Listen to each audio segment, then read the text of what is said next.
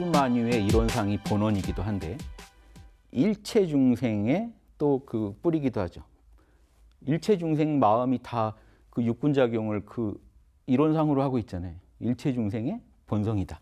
그런 의미에서 일체중생이란 말이 또 이론상 진리에 등장하는데 정전에 보면 이것도 한번 알아볼까. 일은 뭐 쪼개지지 않은 한 덩어리. 그럼 요것만 아시면 되겠죠. 일체인데 이거 끈을 철자로도 씁니다. 두 가지 의미가 있어요. 끈타는 의미에서는 끈을 철, 온통 한 덩어리를 의미할 때 온통 채자. 요거 헷갈리죠. 뭐 일절이라고 해야 되나 일체라고 해야 되나 이렇게. 자, 근데 일곱 칠자가 있어요. 일곱 칠자가 있고 요거는요 칼도자입니다. 요런 칼을 생각하시면 돼요. 여기가 칼날이에요. 칼. 그럼 이렇게 하면 이 부분 칼날을 강조하면 뭐가 되죠? 칼날이 인자가 되잖아요. 그렇죠? 칼날 인자. 마음에 칼날을 품고 있는 모습이죠. 뭔가 뭐죠? 사직서를 품고 다니는 직장인의 어떤 마음 같은 마음에 칼이 꽂혔는데 버티고 있는 거예요. 뭔가 상처 입은 게 있는데. 그런데 이게 칼날인데 지금 그러면 요 칼날 부분 강조하면 뭐죠? 이게 칼도자가 돼요. 자, 칼로 분명히 뭘 잘랐어요. 칼이 등장했다는 건 잘랐다는 겁니다. 잘랐으니까 끈을 절자로도 쓰는데 요 일곱 칠자가요. 각골문에 가면 이런 모습을 하고 있어요. 뭔가 한 덩어리를 딱 반으로 자른 느낌이 있어요. 그래서 끈을 절자로도 쓰고요. 온통 채자일 땐 좀 달라요. 근데 그러니까 한자를 그려놓고 두 가지 의미로 썼다는 거예요. 벌써. 끈탄 의미, 칼로 끊었다는 의미를 강조할 때는 끈을 절자. 일체를 의미할 때는요. 왜 7이라는 숫자를 썼을까요? 7로 끊었다예요. 뭐 끊긴 끊었는데 7로 끊었다가 돼요. 이때는. 7은 뭐냐면 보세요. 상하, 사방 하면 어떻게 되죠? 상하, 사방 하면 숫자가 몇 개가 나오죠? 6방이죠. 6방. 가운데 중심점까지 하면 7이 돼요. 천지창조도 7일 만에 되죠. 성경에서. 칠수가 등장하는 이유가 상하 좌우 전후 사방이 딱 펼쳐지면 가운데 중심점까지 하면 7수가 돼요. 7수가 되면 하나의 정육면체 완성. 꼭 정일 필요는 없죠. 육면체가 나옵니다. 우리 존재는 다 육면체예요. 그렇죠? 이 아래 앞뒤 좌우 중심점이 있어서 움직입니다. 그래서 칠수로 끊었다는 건요. 7 자체가 온통을 의미하는 거예요. 7이면 한 덩어리다. 그 3명이면 조직이다 이러듯이 7이면 하나의 완성체다.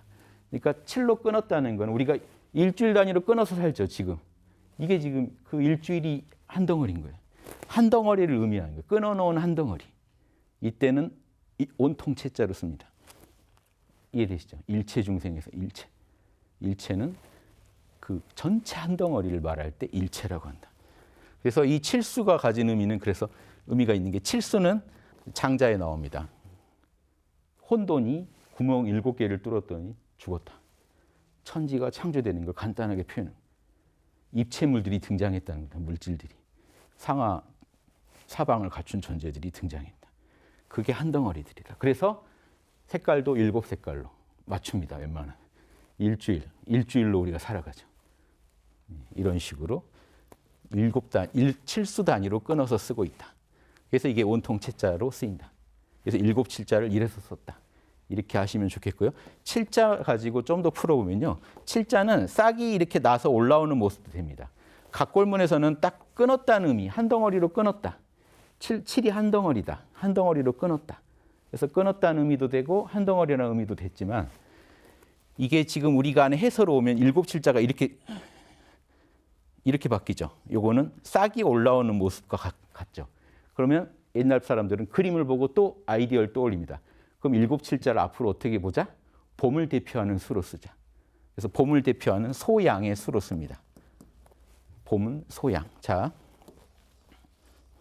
봄을 대표하는 숫자는 7. 싹이 뚫고 올라오잖아요. 그러면 여름 양기가 극에 이르면 9요. 변화가 극에 이르렀다. 가을이 시작되면 8이요. 만물이 쪼개진다. 그리고 만물이 다 집에 들어갔다. 6이요. 6 모습이 집이랑 똑같이 생겼습니다. 만물이 다 집으로 돌아가.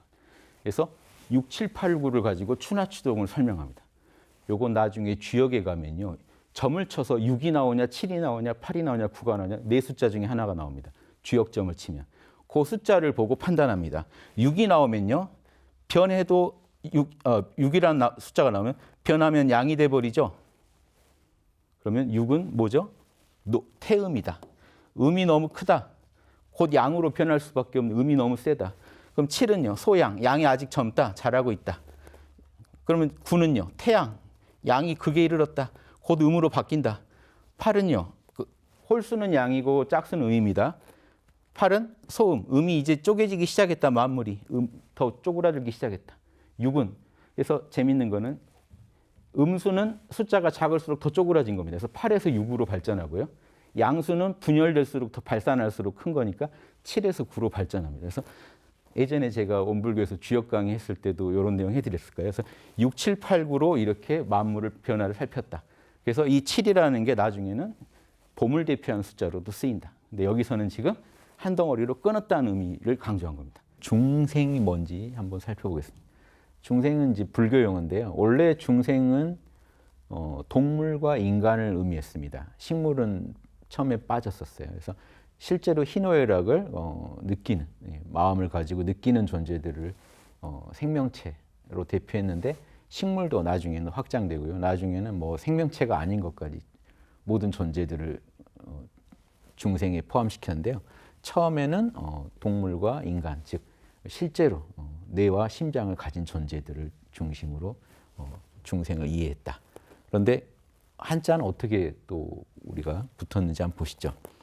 중생에서 이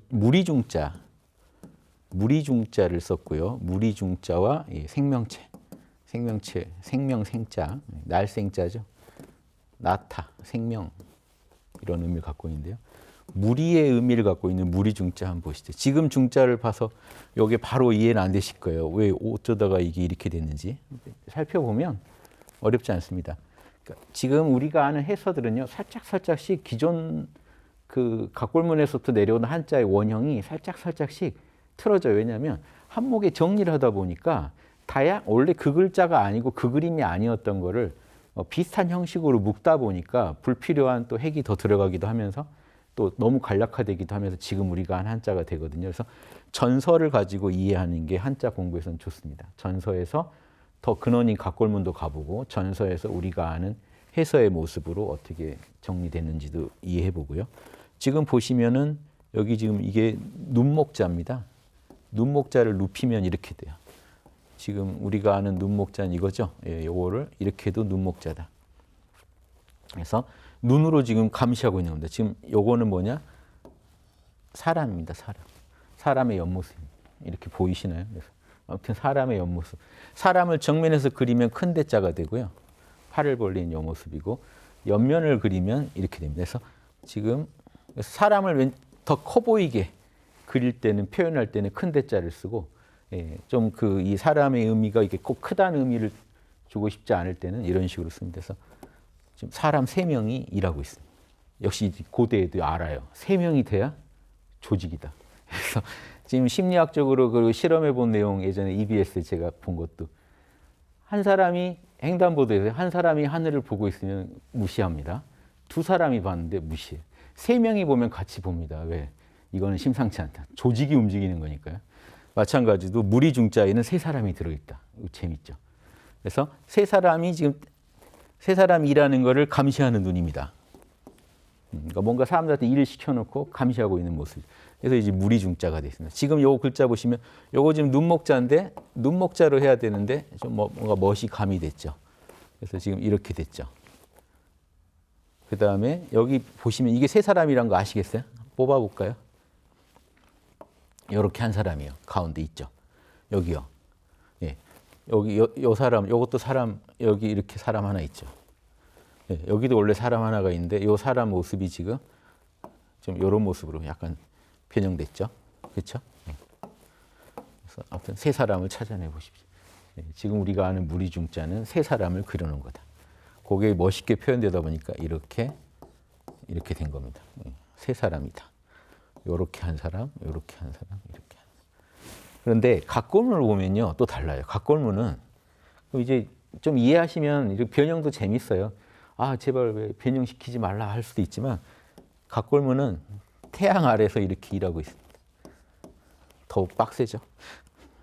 빡세다. 아무튼 날일자 이렇게 그려놓은 모습이죠. 태양 아래서 힘들게 일하고 있는 사람들의 모습. 그게 지금 눈으로 바뀝니다. 그러니까 뭔가 의미가 바뀐 거죠. 그 태양 아래서 열심히 일하고 있는 사람들의 무리의 모습에서 그 사람들을 좀 감시하는 뭔가 이렇게 살펴보는 여러 사람들을 일하는 과정을 살펴보고 있는 눈까지 그려놨다. 그러면 무리중자가 이제 이해되시죠? 왜 이런 모습인지. 그러면 요 글자 보실 때 이게 눈으로 보여야 되고 사람들이 일하고 있다. 이 나타, 이 생명체를 의미하는 이 생자는요, 살아있는 생명. 그 학생은 뭘까요? 배우는 생명. 학생은 배우는 생명체입니다. 생명. 살아있다는 게 중요한 건데, 각골문에서는 살아있다, 이 생명을 어떻게 표현했냐? 각골문에서는 땅에서 이렇게 하면 풀입니다. 이렇게 하면. 그래서 각골문에서 이렇게 뭔가 하면 아무튼 위로 자라고 있는 거예요, 지금. 풀. 지금 이렇게 멋있게 쓰는 거, 이게 원래 원형 이겁니다. 풀이 위로 자라고 있다. 위로 솟구치고 있다. 뭔가 이렇게 벌리면서 위로 솟구치고 있는 이 모습을 그리는 거예요. 생명체의 약동하는 모습. 그래서 지금 우리가 아는 이 전서에서는 밑을 흙으로 더 그려놓은 것뿐인데 처음에 그냥 이게 흙을 표시했어요. 각골문에서는 흙에서 생명체가 풀이 자라고 있다. 흙에서 풀이 자라는 모습. 지금 이게 풀초자가 됐다고 아까 말씀드렸죠. 풀초자. 자라고 있다. 그래서 생명체는 땅에서 계속 탄생해서 자라 올라오고 있는 강한 생명력을 지닌 존재. 그래서 땅이 예전 어른들이 볼 때는 땅은요, 인간으로 치면 여성의 자궁에 해당됩니다. 씨를 심어 놓으면요, 신기하게 거기서 배양이 돼서 싹을 틔워서 올라와요. 이 만물의 산출 능력에서 신성을 본 겁니다. 그래서 땅도 신으로 본 거고요. 하늘도 형체가 없지만 하늘이 추나추동으로 우리를 끌고 가요. 보이지 않는 질서를 알고 우리를 인도하는 하늘도 신이고요. 땅도 실제로 만물을 낳는 건 여성에 해당되는 음양에서 음에 해당되는 땅의 신성이에요. 형체가 없지만 우주를 끌고 가 있는 정보를 알고 있는 건 하늘의 신성이에요. 이걸 합쳐서 천지신명이라고 합니다.